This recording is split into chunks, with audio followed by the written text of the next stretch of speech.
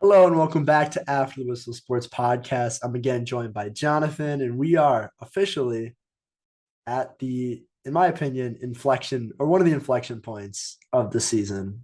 Um, there's been a lot of playoff talk this week, and I think it's a little bit early for this, but one of the main reasons was all of the big matchups that went down this weekend. Like probably the best, no, actually, no, for sure the best weekend of college football to date. A lot of undefeated teams lost. A lot of teams are on fraud watch. A lot of teams are on playoff watch. So I want to spend as much time as possible recapping all of the craziness that went down. And I feel like there's no better place to start than Alabama dropping one on the road to Tennessee. And just one of the reasons why college football is so great is because a team like Tennessee can go through everything they went through in the past 5, 6 years, the Jeremy Pruitt stuff, the McDonald's bags loaded with cash, the NCAA sanctions, and then beat the Death Star, basically. hmm Um, Incredible win. I mean, Hendon Hooker is him. Uh, Alabama couldn't stop a nosebleed. Um, and I thought Alabama's offense played really, really well too. Uh, it came down to a last second kick that like barely made it over the uprights. Like, what did you see from this game, and what does this mean for Tennessee in the grand scope of college football? So I think people are kind of looking at this too one-sided because I think there are a couple ways you can look at this. First of all, this game was pretty even. I think Alabama outgained Tennessee by like a total of 2 yards. Um, Tennessee took advantage of field position early. It was just like it was pretty simple. Simply this, like they were even in yards. Alabama was a missed kick away from winning the game. Tennessee made their kick to win the game. Like I think those two teams were pretty even. If the game is played on a neutral field in a couple of weeks, I think Alabama's a touchdown favorite again, which people won't want to say, but I kind of agree with it. I thought Alabama, for the most part, played about as undisciplined as they could have. They were fooled by many of Tennessee's play design, specifically in the pass game, and Jalen Hyatt was torching them. And to add on, Alabama pretty much gave Tennessee a full field and a half worth of penalty yardage. So, like that's a ton of field position advantages that Tennessee got without really having to do anything. So, I think Tennessee certainly earned the win. They certainly played up to Alabama's standard and what you need to do to beat them. But I think the way they played and the way Alabama played for Tennessee to have what people want to call national championship success is far from attainable. Yeah, to me, when I look at this game, like a few things really stand out from both sides. Um, Bryce Young and Hendon Hooker, like it's really interesting to see the development of the quarterback position over these even last few years. I remember Deshaun Watson at Clemson just a few years ago was like I mean, he was like the truth at quarterback for college. Like college quarterbacks aren't supposed to be this good. Like Yeah. ever since Deshaun Watson and the Trevor Lawrence and Tua even, like everyone expects that like, oh, this is what college quarterbacks are. Like they throw for 500 yards a game. Like that's what they do. And to me, like just to take a step back and realize how many quarterbacks in college football really look like they're ready for the next level, that's incredible to me. And this game really amplified all of that. I mean, Hendon Hooker, 21 for 30, 385 yards, 5 touchdowns. Not to mention the fact that he was going against maybe the best pass rush in the country with an O line that's talented, but I mean Tennessee's O line is nothing crazy. I mean, he was under constant pressure. He was making plays. He was like pushing the ball down the field. He saved a bunch of drives with his legs on the ground. And then Bryce Young, like you cannot phase Bryce Young. He was phenomenal. Like that was honestly, if Alabama won this game, people would be talking about Bryce Young as like one of the best quarterback performances on the road. like we've seen the entire Ever, season. yeah. He was like masterful. And I texted you this after the game, and I said, "Listen, like I don't understand how Bryce Young can't be the number one quarterback in the draft. Like Like Stroud is really really good, that's but always a point I've had. Like I've been Bryce Young as quarterback one in this class since as long as I can remember, like the start going back to like the start of last year. But like there's a whole separate discussion, I think, with why Stroud wouldn't be number one over him. But like, I mean, if you watch Bryce, like he throws a super good deep ball. His decision making is incredible. Like very rare to see a quarterback like be able to read the field as well as he does. He can get out of the pocket. He gets out of pressure pretty well, and he's just a playmaker. Like people will knock him for his size, and he has struggled with a little bit of injuries this year, but it's not something I would be overly concerned about. yeah, like another thing that I noticed and really focused in on. So I did rewatch this game as well, so I got to like really focus on Bryce Young and Hendon Hooker. That was kind of my goal. And I think in college you see a few things. You think like when you look at quarterbacks who are dominating, they always seem to make the game slow. But I really think that there are two ways that they do that. One of the ways is just schematic dominance, right? This is a team that, again, college teams aren't all built the same.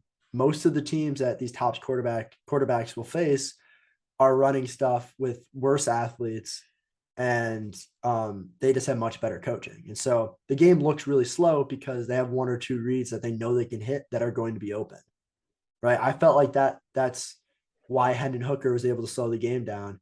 He's a great quarterback, but schematically, they're doing a lot of things to open up receivers. Yeah, Uh, and they just yeah, do so many things. Like Tennessee does a really good, nice job of building an offense that is very high reward and very low risk. Like they don't do much over the middle of the field, which is where a lot of your mistakes will happen. And even despite not using the middle of the field, they very effortlessly get guys open deep. yeah, and so that's what I saw from Hendon Hooker, and that's kind of the similar things that I've seen the past few seasons with CJ Stroud.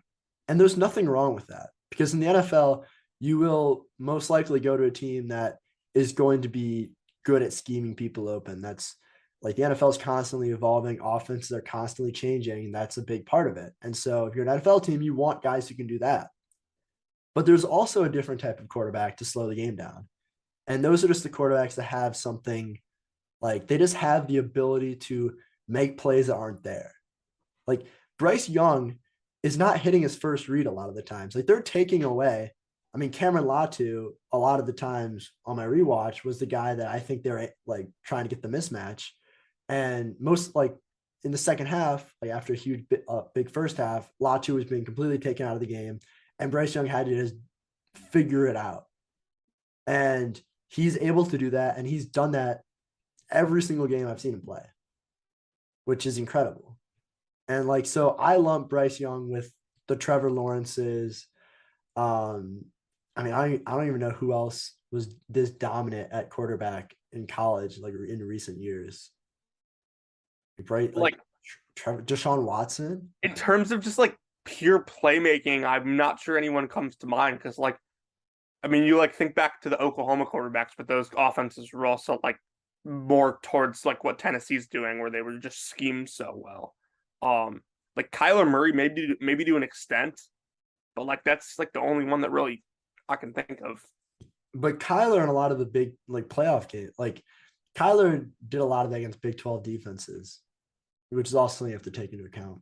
Yeah, Hendon's doing this against SEC competition every week. Yeah. And Bryce Young, like I don't know what else he has to do to like solidify himself as the guy in college football. Because I think he is. Like Bryce or Hendon? Bryce. Oh Hendon's yeah, very, very good. But there was a difference if you watched the game. If you took the score away, there's a difference between Bryce Young and Hendon Hooker.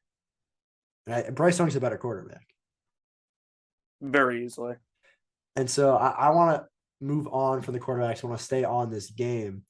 Also, Jameer's really good. real quick before we move on, Yeah. how do NFL scouts watch this and be like, "Oh yeah, like I want Will Levis over one of these guys"? Like, The Will how is that Levis a is thing? he's I don't understand personally. I don't understand any of them of the Will Levis. Um, he to me he falls in the category of like the Malik Willises of okay, the first few good quarterbacks are gone. Like you're going to take a flyer on someone with physical traits. But the people who think that Malik Willis is, or I keep calling him Malik Willis, people who think that Will Levis is like the Justin Herbert, Josh Allen mold, you're not going to get that. Like I you're would way still off. take I would still take Anthony Richardson over him. I would take Anthony. I think Anthony Richardson has shown more production at this Yeah, point. I agree. But I want to talk a little bit about Jahmyr Gibbs, who is outstanding yet again. Like, I mean, he has to be. I don't know. This year's got a lot of really good running backs, but he has to be up there at least in the top three. What are your Him, guys? him, Corum, and Bijan. Okay, yeah. Um, Chase Brown. Dang, he's good, but like I don't like I'm talking like NFL like traits. Like I think I would rather have those three guys. Yeah, I agree. But anyways, in terms of macro implications from this game, Tennessee controls their own destiny still. It's looking like a matchup with Georgia will be really big, but if they keep it close, it won't be a make or break for the playoff. Uh, and then Alabama's they're in the West, so Alabama just has to beat Ole Miss, and they're also fine. So setting up to be quite a experience for the SEC later in this season because if Tennessee, Alabama, and Georgia, if they don't lose like the games, I guess if they don't lose the two games, then you can make a claim that all three should get into the playoff at the end of the year. And I know this stuff will work itself out, but Yeah, that's I'm all not I sure. can think about. I'm not sure how much this game is actually going to mean in the grand scheme of things. I still think Alabama's fine in the West, and like the only way this this game would mean anything is if Georgia ended up winning the East over Bama. Because like Yeah. if Tennessee wins the East and Bama wins the rematch, like no question both teams are in. If Georgia wins the East undefeated and Bama beats them in the championship, no question both teams are in. Like the only way like I think this game ends up meaning something is if like Georgia like trying to think. No, I got it. If Georgia beats Tennessee Yeah. and then And all of them Bama finish beats with one loss. Georgia, And then you all have of them three finish one loss teams. like and I still think that Georgia Bama are probably the teams that would get in out of the three because I don't think all You three no, you won't put Bama would automatically get in because they would be the SEC champ. they're the champ. Which, by the way, I think would be really stupid because if we got rid of these dumb divisions, Bama wouldn't be in the SEC The championship. divisions are so dumb. Like Please get rid of the divisions. that's the whole thing about this is if we didn't have divisions in these conferences, which by the way, every conference I think is able to get rid of divisions now. So Yeah. so like the SEC kept these divisions by choice. If the SEC didn't have divisions, which is probably going to happen in the next couple of years, and especially will happen when Texas and OU come over. If the SEC didn't have divisions, Bama wouldn't be getting to the conference championship in the first place because Georgia and Tennessee would be got in. If Georgia beat Tennessee, Tennessee is the head-to-head over Bama. They're in, no questions asked.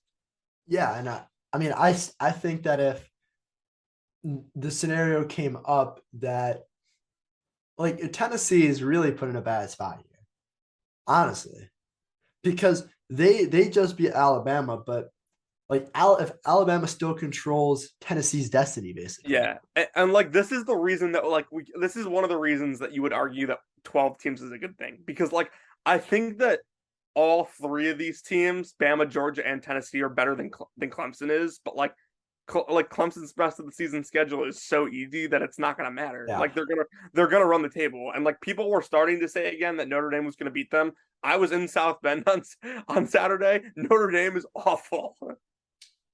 They lost to a Stanford team that hadn't beaten a Power Five team since week 2 of last year. Yeah, Notre Dame is very brutal. But we'll talk about some college football playoff stuff when we go to our rankings portion.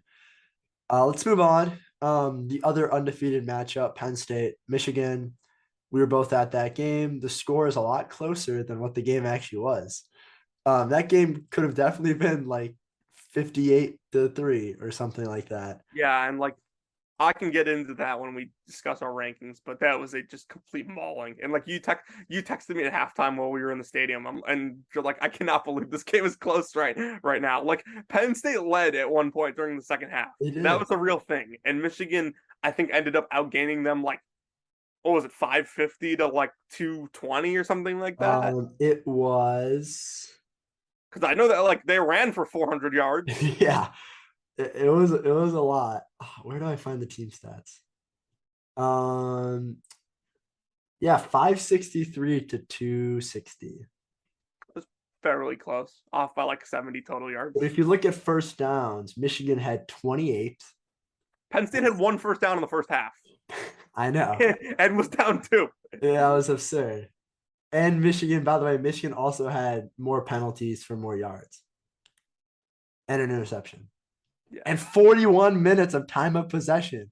Dude, like I don't like I couldn't really watch the Penn State sideline from where I was sitting because I was on the far left side opposite the students section, but like James Franklin definitely had like a confused look on his face the entire game. That guy had no idea what he was doing. This is coming off a bye week. How do you sit there off a bye week and look that unprepared for the opponent you're going to face? And like I thought like Penn State's run defense would be good enough to like kind of keep them in this game, but like it never did. All everyone is saying, and I was kind of guilty of this too, was that like oh like PJ Mustipher like this really good defensive line, and they had been really good this year, but like Michigan was moving them in just every way possible. I mean, like this is the most classic James Franklin. I'm sorry. That was This is so classic. He builds every year. He builds a team that is supposed to compete with Ohio State. Loads up the skill positions, loads up the cornerbacks. But like they're Gets also on the field against Wisconsin or Michigan, and just gets they're pummeled. also like kind of built better to like compete with Ohio State than they are Michigan. But who cares? They won't beat Ohio State. They might probably not. beat Michigan. Like let's be real. Like Penn State beat them in 2016, a game they probably shouldn't have won. They were outgained by 100 yards in that game. They should have beat them in 2017. They should have won that in the shoe. 2018 they were close. 2019 they were kind of close. And then 2020 and 2021, like 2021 they were kind of close. Like they were in the game, but never really felt like they were going to win it. And like honestly, like we're gonna do fraud watch in the show. Like Penn State should be is on fraud watch. Yeah, like, I want to talk about that now. They might not be on watch. They might just be frauds. Like period. Franklin has been and will continue to be on fraud watch. And I know we're both big. We talk a lot about talent, recruiting, all that stuff. It's definitely a very big component of college football. Which, by the way, Penn State and Michigan have like equal talent. That's what I was getting to. Michigan's currently at 14. Penn State is at 15. And I believe Penn State actually has a higher average. So is this a problem with the recruiting rankings? Penn State has better players. Is every player from the past 3 or 4 Penn State recruiting classes just a miss on the ranking system? Like they just missed ranking them? I think like one of the problems is that like Brent Brent Pry was good as a coordinator for him, but like on offense, like he has yet to hire like a real coordinator since like Joe Moorhead left. I'm just waiting for you to say what I want to say.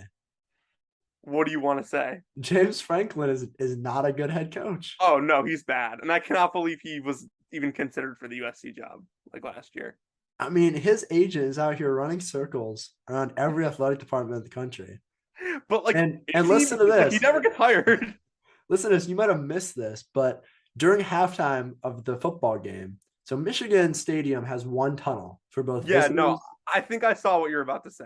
They have both visitors and home team. They go through the tunnel to go to their locker rooms. So apparently at halftime, Penn State was talking a lot of trash, which was funny because they were getting destroyed on the field. And there was a little argument, and then Penn State players started throwing peanut butter and jelly sandwiches at the Michigan players.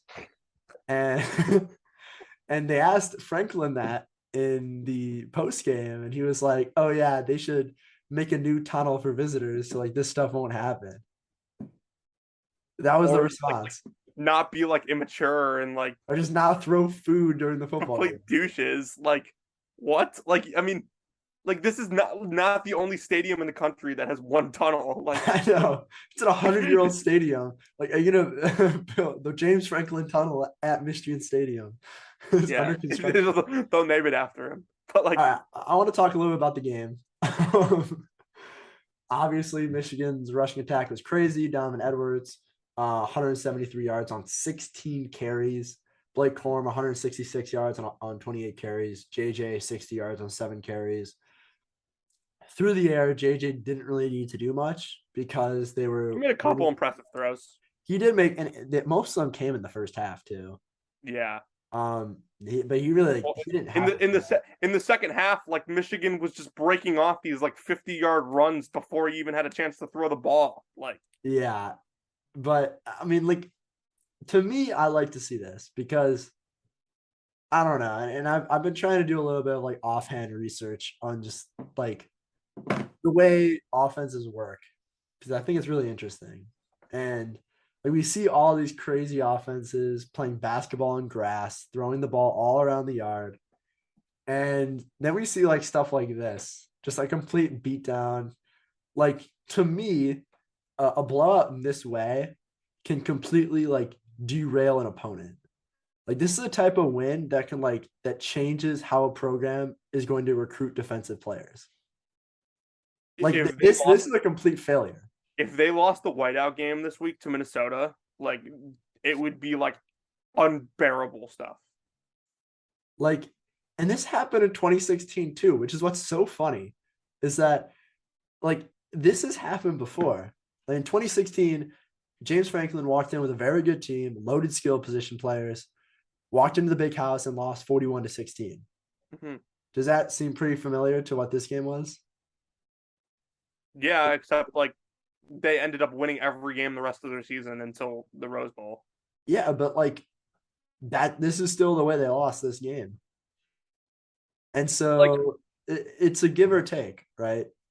I don't think it's going to spiral to the extent it did last year, but I also think that part of the reason is that like the conference is worse as a whole than it was last year.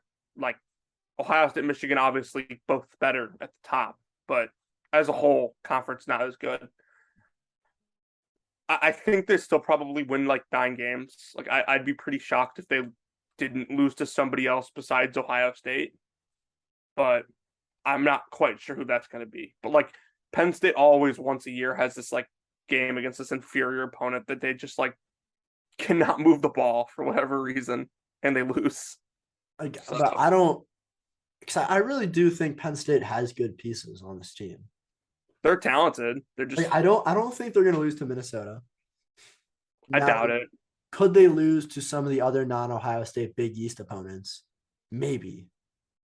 But I really think that like I don't know, like if you look at their schedule, and this is where it gets really interesting in the Big Ten because of course these stupid divisions are so lopsided that like Penn State could lose to Ohio State to be expected. But if Ohio State beats Michigan, you got a 3-way tie. I don't even know how that would like work. Like Wait, no. It wouldn't be a 3-way tie. No. That's incorrect. It would be if. Never mind. I tricked myself. if Penn State beat Ohio State and Ohio State beat Michigan, it would be a 3-way tie. Yeah, no, I forgot that Penn State's going to lose to Ohio State in this scenario. Yeah, I'm just saying that like if Penn State were to beat Ohio State, Yeah. then which is unlikely, but you never know. Yeah, but listen to this. Listen to this rest of the schedule. So they got Minnesota at home in the whiteout game. I think they're Good going to win. win. They Should should win win. that. Ohio State, that's a loss. Okay. At Indiana, they should win. Win. Maryland at home, they should win. Even though I really do like Maryland, I think That they'll that win could be that tough. game. That could be tougher than some want to Penn admit. State plays Maryland really hard. They, Didn't they beat them like 59-3 a couple years ago? yeah, they play them tough. Like I don't think Franklin does a nice job against Maryland The because he's DMV built kid. he's built to beat because Maryland's like Ohio State light. No, So it's the DMV kids. They got to show off for them. exactly, they'll have a ton of recruits there. I think they want to win that match. Rutgers, automatic win, and then Michigan State at home, automatic win. Who So knows, man? Tuck coming back. Beat Wisconsin. it's officially hate week, by the way. So Oh, it's and 2 yeah. weeks. Oh, 'cause and we have yeah. a Yes. rivalry. Just to keep the weekly theme going, I have changed my pick to win the Big Ten West yet again for I think the fifth straight week. Nice. But just to follow up with Penn State here, there's a very good chance to go 10-2. I have it hard. I find it really hard to believe that they aren't going to slip up once, other than Ohio State. I don't think they will. Like, who do they lose to? Does 10-2 get them into a New Year's Six game? Because Yes, it does. But, With like, two here's the losses to with 2 losses to a playoff team and a Rose Bowl team. dude, you know what's gonna happen? They're gonna go 10-2. They're gonna get into the stupid I think it's the Cotton Bowl this year. They're gonna get into the stupid Cotton Bowl. Play the Group of 5 team that probably shouldn't be ranked but is, and they're gonna beat him. And Goat Franklin's gonna add another New Year's Six win to his resume. And he's also going to add another $10 million to his contract. Hey, $10 million, one for every win this season. I don't know, man. He's the anti Jimbo Fisher. Jimbo Fisher 8-2 no matter what. James Franklin 8-4 no matter what. James Franklin 10-2 no matter what. It happens all the same. Okay, let's continue. TCU, Oklahoma State. I'll admit I was wrong on this. I thought Oklahoma State was going to win this game, but TCU is good. It was a very boring matchup from what I've heard. I was watching the other game, but Yeah, I was not paying attention to no one watched this game whatsoever. Like, I was in the car on the way from Ann Arbor to South Bend watching the Tennessee game. same. No one watched this game, but I heard it was pretty solid actually. Went to double OT. Yeah, Max Duggan was doing his thing. Obviously, I think Oklahoma State, we can set aside any hope for a playoff berth, but they're still right in it for a Big 12 championship. they have Texas this week, and they're a touchdown dog at home. So, continuing the narrative there. And then from the TCU perspective, I mean, this is what you need to do. Survive in advance. Every year there's a Big 12 team that's sitting there at the 6th spot going to rivalry week. And you're like, holy cow, can this team actually make it into the playoff? No. And they can't. They haven't done it. But here's the thing. The Big 12 is really hard to make the playoff because it's a 9 regular season conference league. So they play 9 games. SEC and ACC don't. They don't have the program of an Ohio State or a Michigan that the Big 10 does. And everyone in the conference is at least competitive. Not all of them are good. In fact, I'd say probably 6 of them could get the title of good teams. But the bottom 4 are usually all competitive, with usually the exception of Kansas, which of course is not a thing this year. But TCU has gotten through the bulk of their schedule. So they're sitting at 7-0, right? They already beat Oklahoma State. They already beat OU, which would say what you want. They're on paper the second most talented team in the conference. They have to play Texas still. They have to play Baylor, I believe, still, and then they get Kansas State this week, but Kansas State's at home. So if you get through Kansas State, you're sitting there, you have Texas left, who probably at that point, if Texas beats OK State, you're going to play them twice. Yeah. But we're sitting here, and TCU has already gotten through the meat of Big 12 play. So yeah, sorry, you froze for a little bit. Well, I guess and then avenging it, there you are. Can you hear me now? Yep, we got you back. Okay. So just yeah, to real quick recap that. Meat of the schedule. If Over. if TCU can maybe like if they slip up once and like avenge their loss in the Big 12 championship game, like maybe they have a case. Yeah. And I don't know, like I think like ultimately TCU probably won't make the playoff, Doubt it. but like they might keep winning games. Like they're playing well. It's not like they're like winning fluky matchups. Um, and like it's tough because the Big 12 is like this is why you need to expand the playoff too. Because let's say in the very, very low chance that TCU goes undefeated through their season, is the Big 12 champ. There's a very good chance that they don't TCU even should make go over it. Clemson if they go undefeated. I mean that would be it. What about the Big 10 champ and 3 SEC teams? Big t- Count me in, dude. Like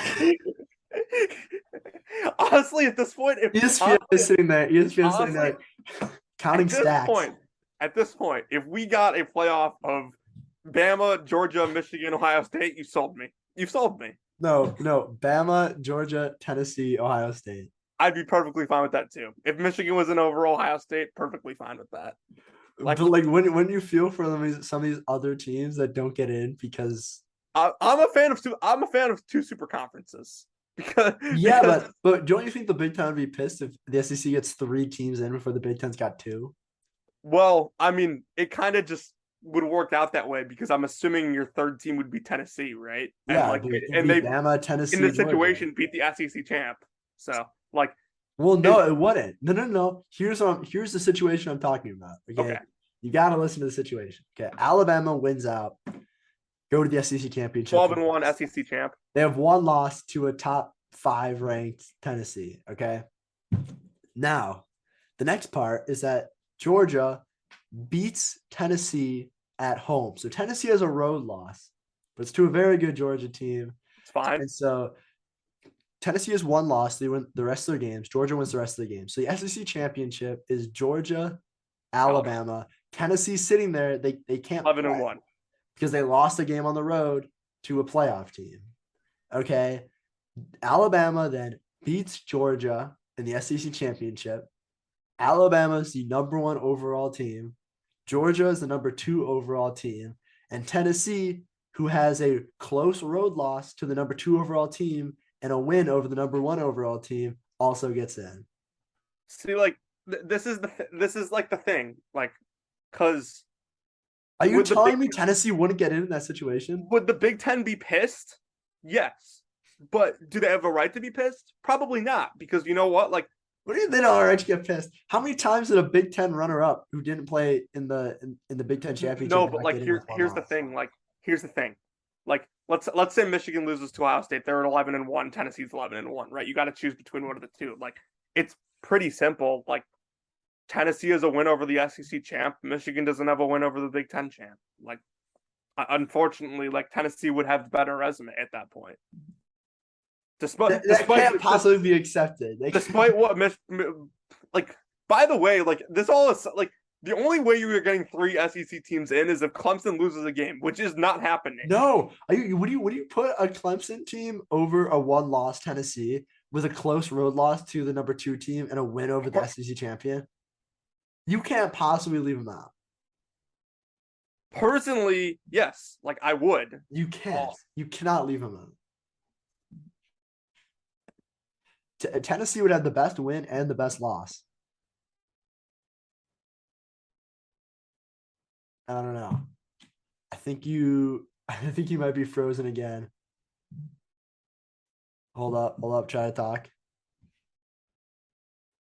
Okay, I think we might have lost Jonathan. We'll wait for him to get back, but I'll move on to another game I want to talk about. USC won on the road to Utah and ended up losing 42-43. In a game that USC really felt like the better team. Oh, Jonathan's back. Yeah, dude, my Wi-Fi went out again. I gotta just start on my hotspot and I'll be fine. Yeah, wait, I'm gonna try to remove this like third Jonathan. That's weird. There are currently 3 Jonathans on my Zoom.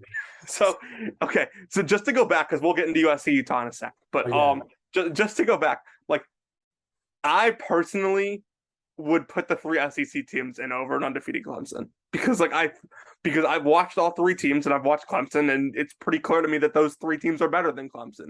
But unfortunately, like we have never seen a situation where the Power Five, um, where a Power Five undefeated champ has missed the playoff, and I don't think we'll ever see that in a four-team format, unless of course like all five Power Five champs are undefeated, which then you just have to choose the worst one. Yeah, but what if one of the conferences that we count as Power Five is the ACC? It still technically counts as Power Five. Technically, what about I'm Pac-12? What if UCLA goes undefeated? Huh? What happens then? UC, then you'd have to decide between UCL. Does Georgia not make it then?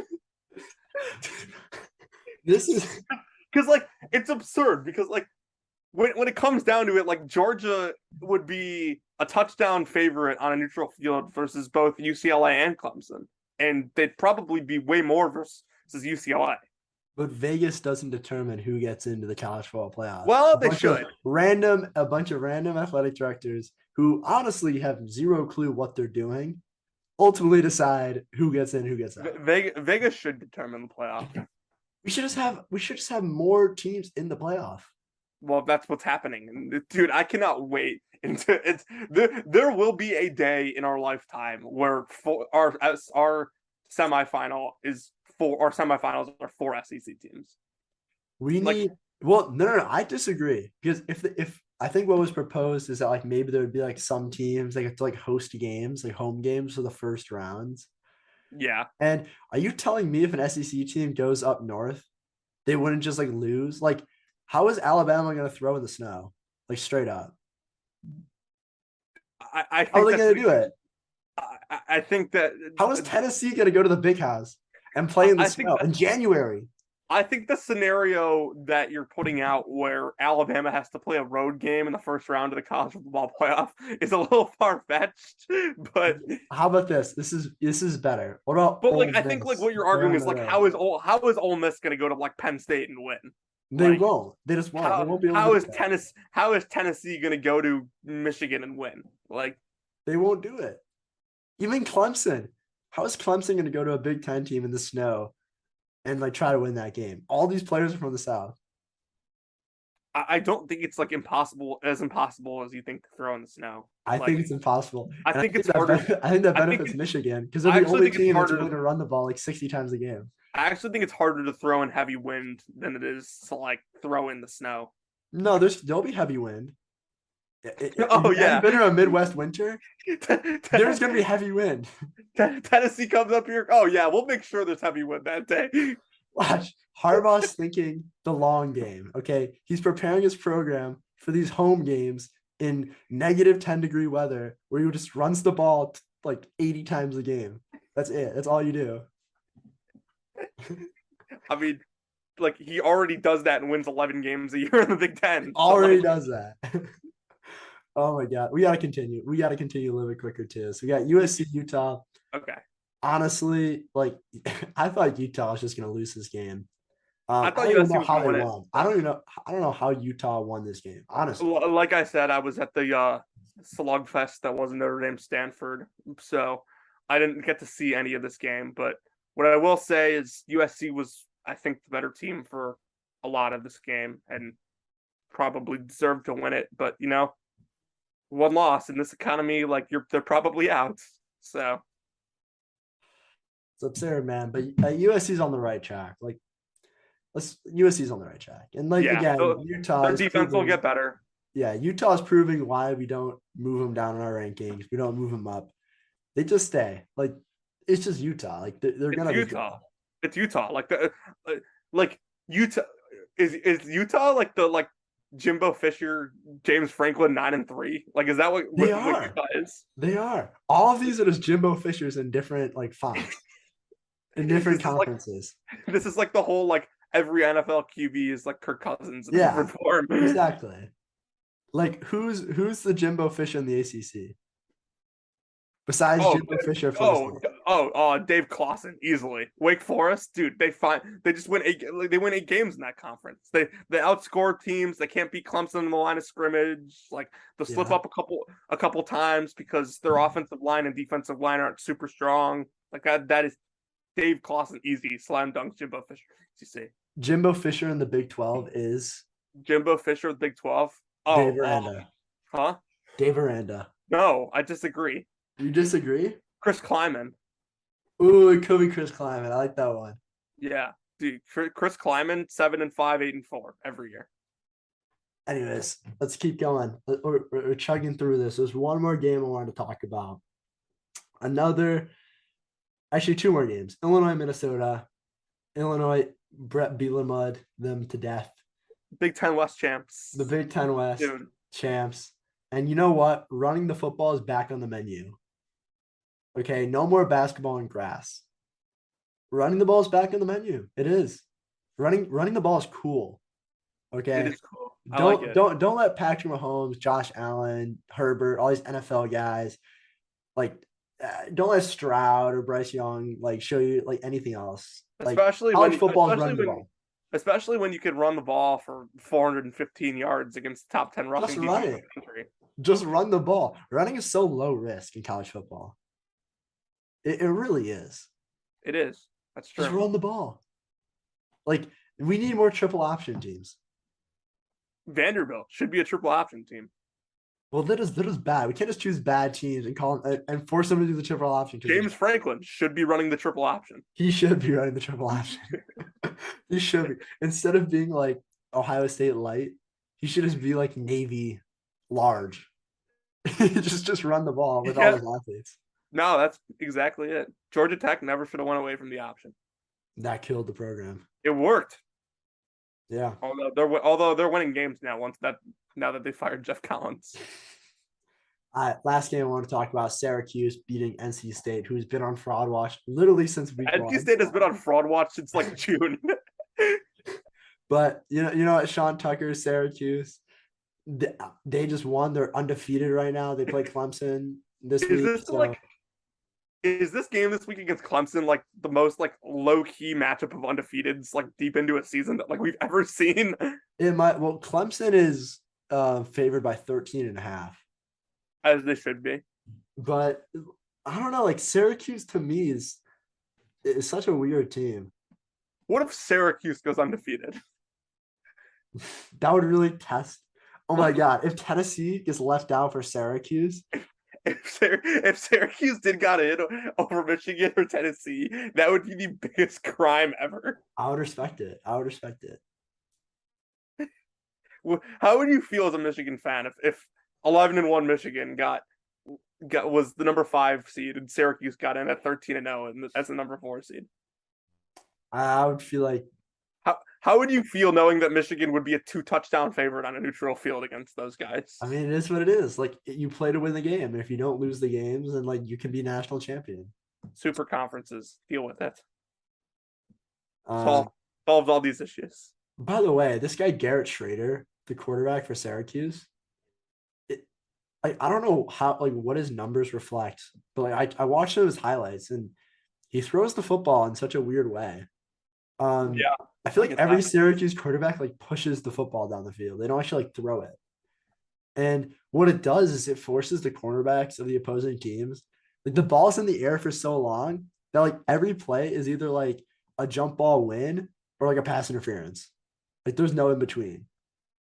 Which I mean, it's a great strategy because like the rules are in place like that. But like this he threw 2 touchdowns, 2 interceptions for 210 yards. Like.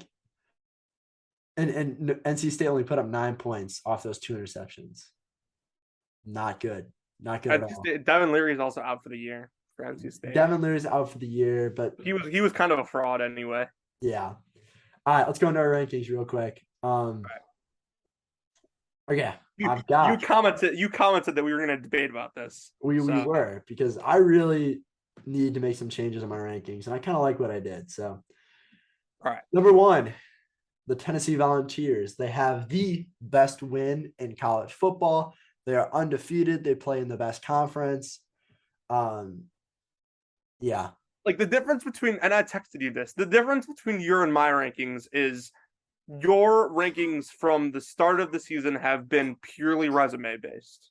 And and mine are eventually at that point as the season goes along. I factor in resume more and more, but I'm kind of still at the point where like I'm half resume, half like, oh, this team's better, so like they should be ranked ahead.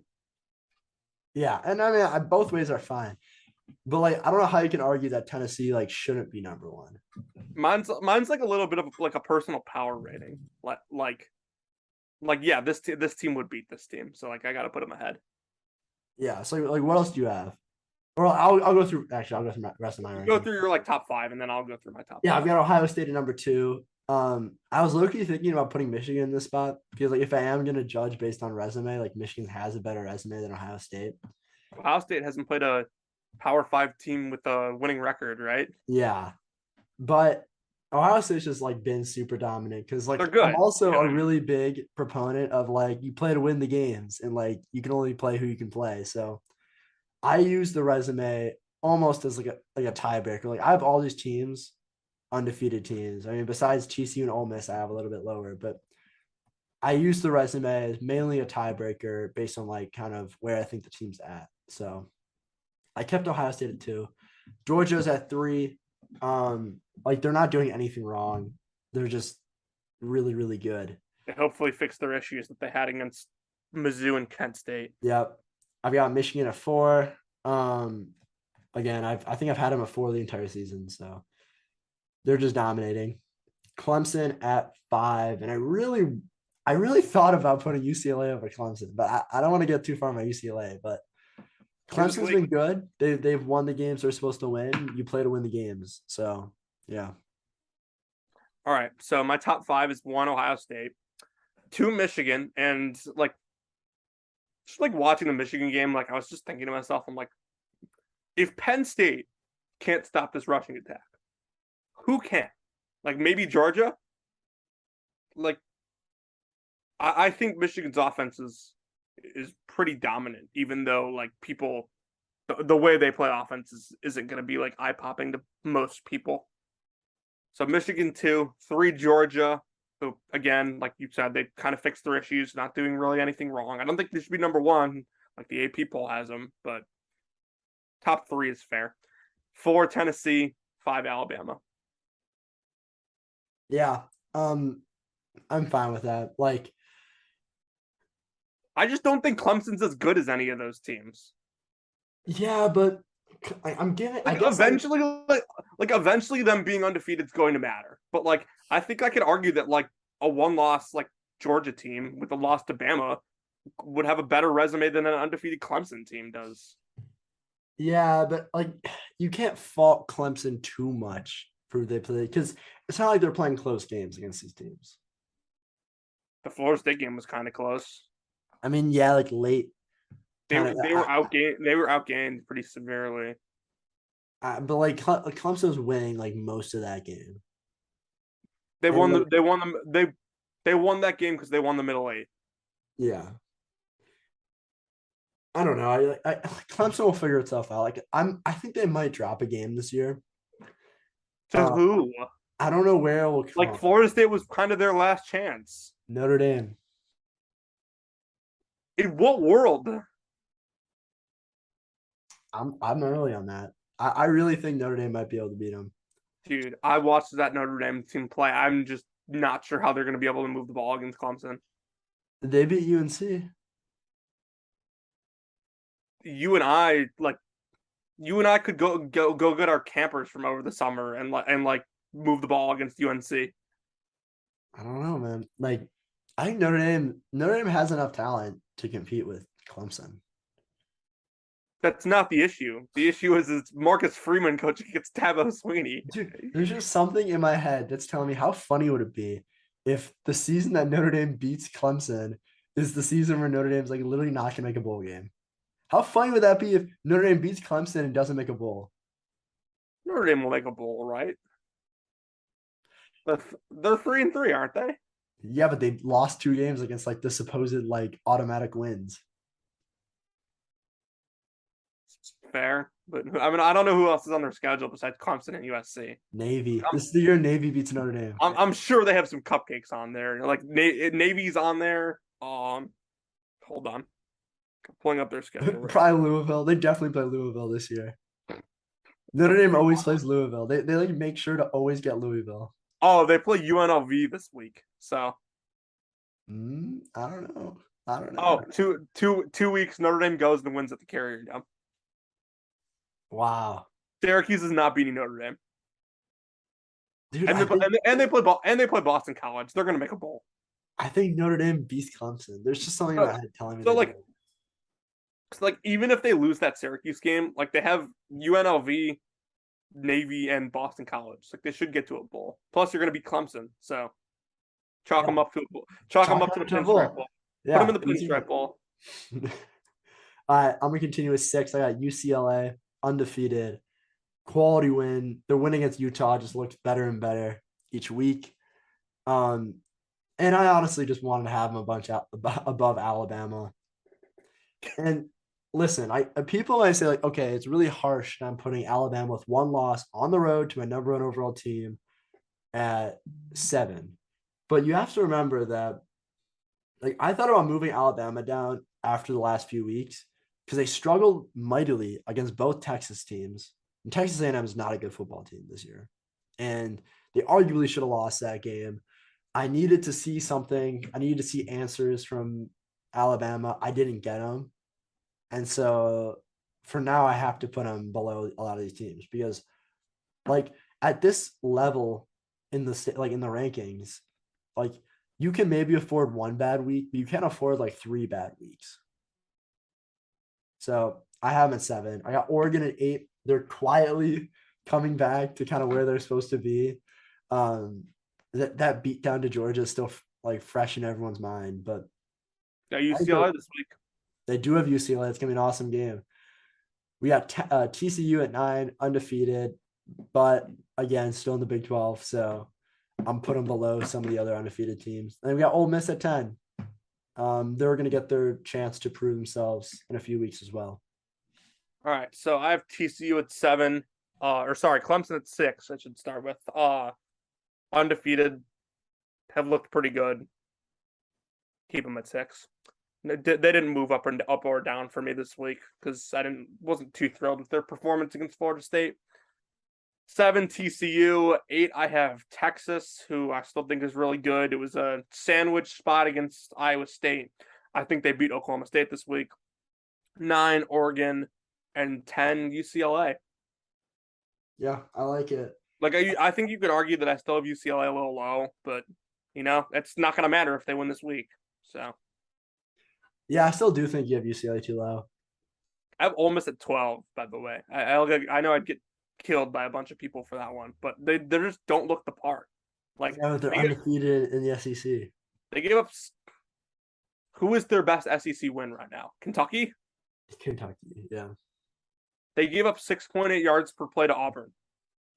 That might be Brian Harsin's best accomplishment in his career, is gaining 6.8 yards per play against Ole Miss.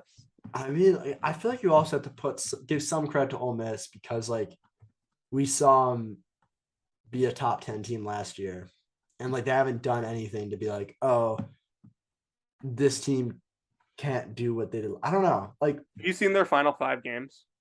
Yeah, like they haven't been great. They're gonna no, not their like previous 5 games, like their final 5 games of the season.